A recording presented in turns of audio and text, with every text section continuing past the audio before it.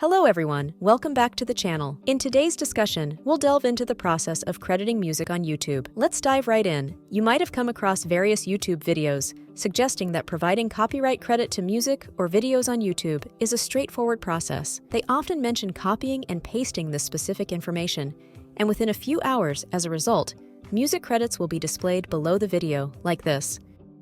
As evident from my testing, attempting to credit by copying and pasting information, including artist names, etc., as you can see, but it turns out to be entirely ineffective. In reality, when a video receives a copyright claim, you can verify the accuracy of the claim by checking the video's description.